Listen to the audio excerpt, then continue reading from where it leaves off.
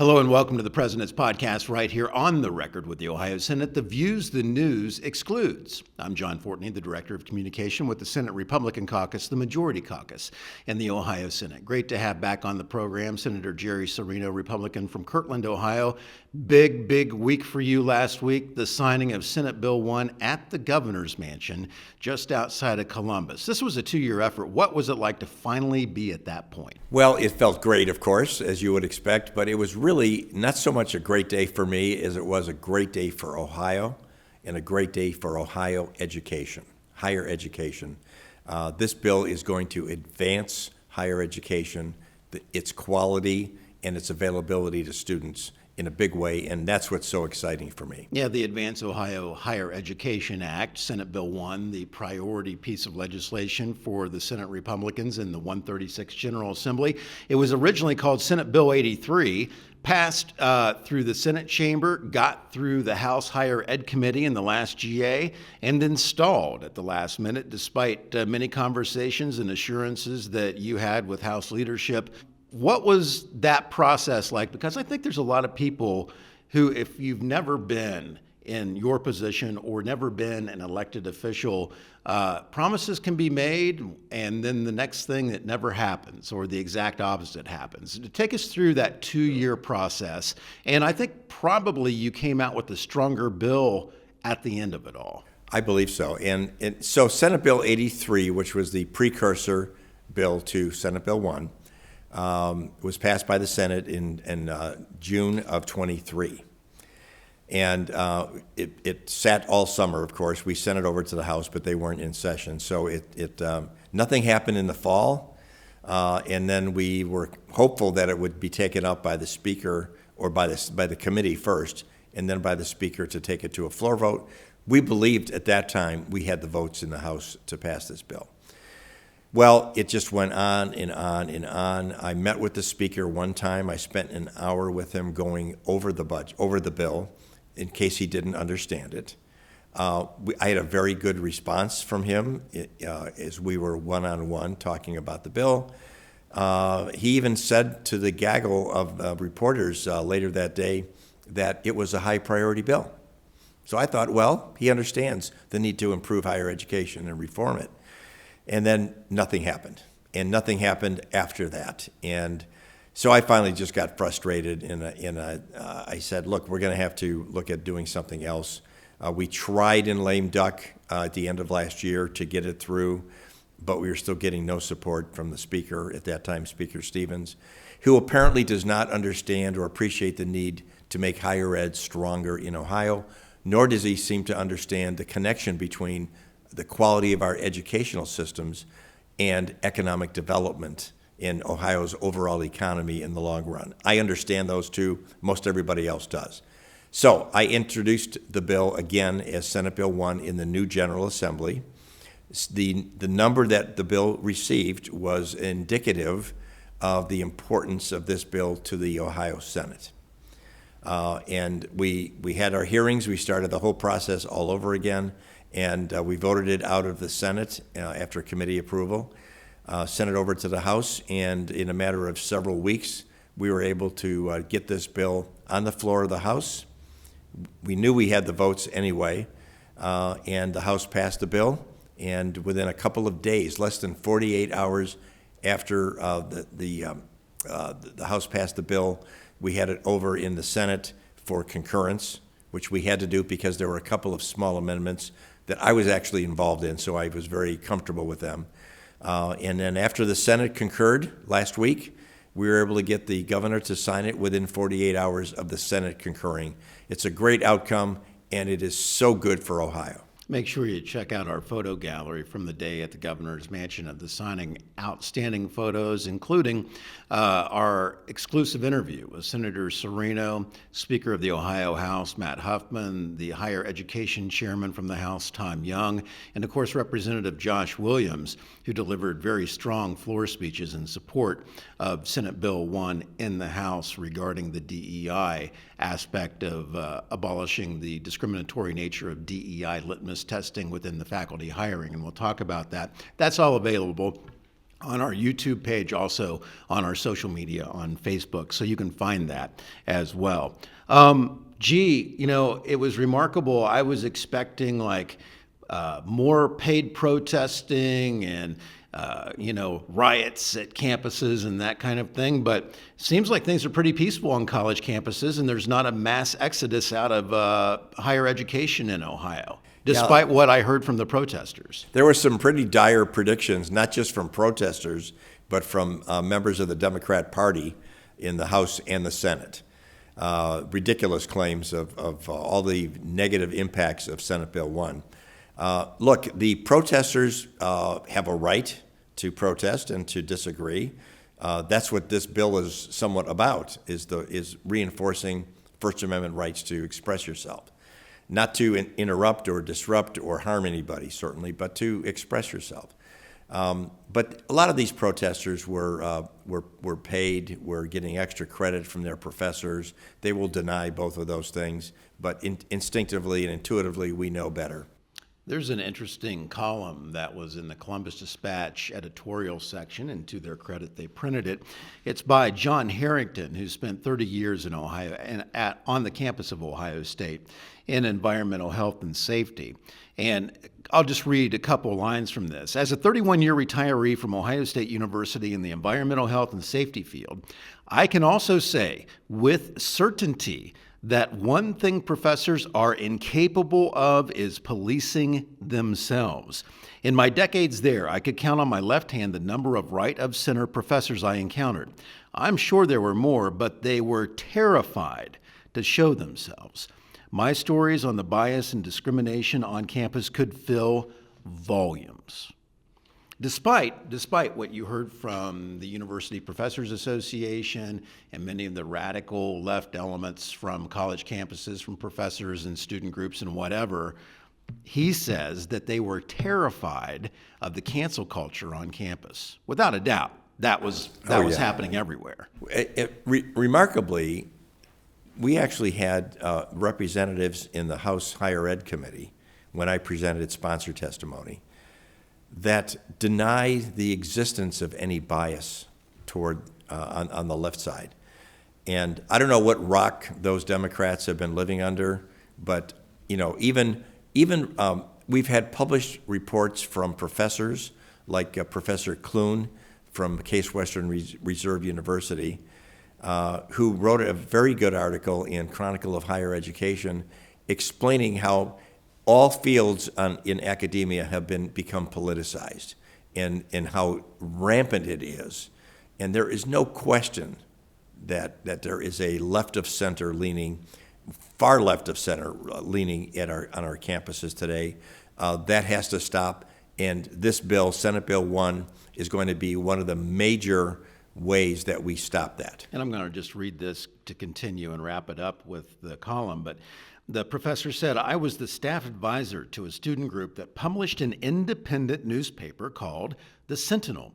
Because of its libertarian conservative bent, it created some controversy. In the short run, one, I caught a postdoctoral student on a hidden camera stealing papers and trashing them, walked in on a chemistry professor taking his valuable class time to tell his students not to read the paper while holding a copy over his head, and three, caught a professor who called himself a Christian with 30 or 40 copies in his office trash can.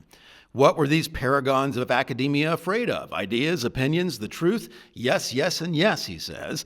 They loved these concepts so much they didn't want their students even exposed to the words on a campus of higher education and knowledge. Well, this is where the whole point of this bill, if I had to capture it in one sentence, it's all about diversity of thought.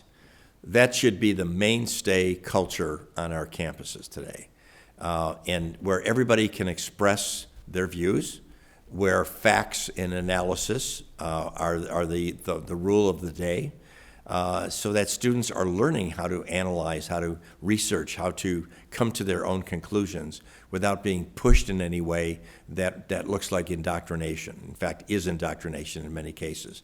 So this bill is going to advance so many different things, as well as give the presidents and the boards of trustees greater management tools to make adjustments to the university's cost structure and to the programs that they offer that are more in sync with what we need today in the job market for employers all around the state. Yeah, the higher education symposiums that you and, at the time, President of the Senate Huffman, now Speaker Huffman, hosted the last 2 falls, I think were very well received and set the groundwork about what needed to change for the future of long-term stability within higher ed. Absolutely. I think I've been become very close to quite a few trustees, and I visit them constantly.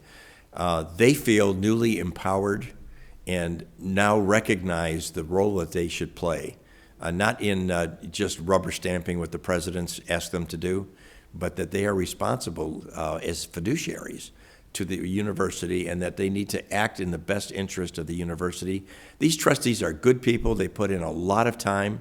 I've been a trustee in the public and private side of things. I know how much time it takes, and there's no compensation for it, right? These are great people. They just needed to be fine-tuned a little bit in terms of understanding what their role and responsibility is. Senate Bill 1 is going to help them greatly. Yeah, for too long, I think there was a feeling on campus that the faculty ran the show, that the university existed for the faculty and not for the students. And part of Senate Bill 1 addresses really a protection clause for the students against a faculty strike, which would hold not only their education but their tuition hostage. Right, as I've said before, there is a contract that exists between the student and the university. When the student pays for 18 hours of semester education, instruction, that the university agrees when they accept that payment that they're going to deliver that instruction. That is a contract between the student and the university or community college. No third party, i.e. a faculty union, has the right to interfere with the delivery of that instruction. That is part of fulfilling a contract agreement. And allowing them to step in and do so because they want a better dental plan or they want more sabbatical time or whatever, we have other means of negotiating those things without the threat of interrupting student instruction. Even though it's rare that there actually is a strike, but the threat of a strike is a tool used by these faculty organizations in order to leverage and get the presidents to agree to whatever terms they're looking for. DEI also received a lot of coverage, as we like to call it, or I like to call it, division, exclusion, and equality, but diversity, equity, and inclusion, of course, maybe started out as relatively objective, good idea, who's against diversity, but when it was weaponized by the political left, it really became poisonous and did affect the hiring on campus because, as we heard at the symposium from 2 or 3 different professors, they were labeled racist or they didn't even make it through the first level of the application process. And so what is your message on ending the discriminatory DEI litmus testing for hiring? Well, look, we want every student to be able to choose whatever post-secondary educational option they wish to pursue. And we have a great network of universities, community colleges, and technical schools. We want everybody to participate. We don't want to exclude anybody. What we can't abide is institutionalized discrimination paid for by taxpayers. This is not something that we can stand for in Ohio. We already know from the Supreme Court that admissions policies may not be based on race. There can't be preferring one race over another, which is, again, it is discriminatory inherently. We also know that the Attorney General of Ohio has given us guidance that scholarships awarded on the basis of race by the institutions or administered by the institutions may not happen as well. That's changing. And so, it may have started off with possibly good intentions, but it was very quickly hijacked to be a discriminatory process that was favoring one group over another based on race.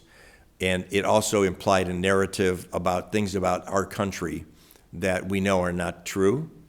Yes, the country had we had a good and bad and the ugly history, certainly, but But, the narrative that was being propagated by a lot of the DEI programs was that we were a bad nation and that certain races were responsible for discrimination against other races, and that the pendulum needed to swing the other way to offset that practice.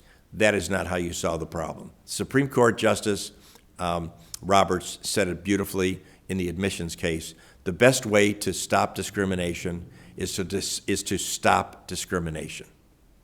Agreed. We're already seeing results, aren't we, from Senate Bill 1? That was a question that you were asked after the Senate passed or concurred on the House's minor amendments to Senate Bill 1. Senator Serino joined us for our reporter gaggle, a group of reporters after session. And I think the one question was, well, how long do you think it will take to see some results from this bill, and how will you measure results from this bill? And you had a good answer, and it was. Well, I've been talking with college presidents all along. I have very great and regular relationships with the university presidents. And several weeks before the bill even hit the House, they were telling me that they are expecting Senate Bill 1 to happen, and that they've already begun making changes to the university, to structures, to programs that they have in order to be in compliance. That is continuing, even though the bill is not in effect for 90 days, certainly, but they're expecting it obviously to happen. So I think we're seeing a redoubling of efforts now that it's been passed and signed by the governor to get into compliance. I'm taking a lot of phone calls. A lot of them are telling me what they're doing. They're very happy about it. And in fact, I'm hearing some things from private colleges in Ohio that they're starting to sort of mimic with some of their decisions on programs and practices that mimic compliance with Senate Bill 1. So I think this is going to cause a whole lot of needed change. Yes, it will be upsetting to some people because it's a change, but it's a change that's necessary. And sometimes you just have to stir things up. Sure. Good examples also encourage change and for people to follow a better way of doing business and education. Some of you may or may not know that Senator Serino is also the Senate Finance Chairman here in the upper chamber. Got the transportation budget passed in a bipartisan way, in a very strong bipartisan way. Right now, operating budget discussions are happening every 2 years at the start of a new General Assembly. You pass new budgets. Overall, where are we in the process? And constitutionally, the new budget has to be passed and signed into law by the end of June. Right. Well, we just received the House sub-bill, their first pass at the budget a couple of days ago, so we're still pouring through it. It's very voluminous, and so lots of details that we have to look at. But we have been meeting and talking amongst our caucus and with leadership here in the Senate for weeks now, looking at ideas and programs that we would like to proffer, spending levels for certain activities. So we're not starting from scratch just because we got the bill from the House this week. So we will be continuing that evaluation. We are going to have 6 standing committees after the Easter break who will be receiving testimony from organizations that are relevant to their particular committees. Meanwhile, we all are taking lots of meetings from organizations and lobbyists who are either supporting something that was in the House bill or would like to get something in the Senate version of the bill. We will get the omnibus bill from the House, I believe, the end of next week is the plan. And that's what we will take as their final word before we start working on our process. And we expect that the process is going to be a lot smoother than it was in the past. I think we may have differences with the House and the governor. We will reconcile those differences in a professional and mannerly way. And we might even beat the time frame that we have as our target at the end of June. Yeah, I think that will be the one thing that is different from the past several budgets, GA to GA, maybe going back 6 years. I've only been here for 10, but I'd say going back 6 years, it seemed like there were issues with relationships from chamber to chamber. Now that you have a former Senate president as the speaker, and the new Senate president was part of Senate leadership in the last GA, you guys all know each other. You guys all negotiate in good faith. You're a longtime businessman. Speaker Huffman, he's been in the legislature for quite a while. There seems to be an effort for everybody to sit down and talk about what we agree with, what we maybe don't agree with, and how do we get to yes then? Right. Look, Brian Stewart, my counterpart in the House, is a really good guy. We've gotten to know each other well. And look, in the process of when we get to the point at the end of the process of our conference negotiating between the House and the Senate and the governor's representatives as well, it's important. Well, we may have differences. We surely will have some differences. But the issue is if you can discuss those, negotiate, do some horse trading with people that you know are good for their word and they're honest and forthright, not playing games with you, that will make for a much better process, and I think a better product, i.e. the final budget that we end up with. State Senator Jerry Serino, thanks for your time. We appreciate it. My pleasure, John. Thank you for tuning in, and we'll see you soon.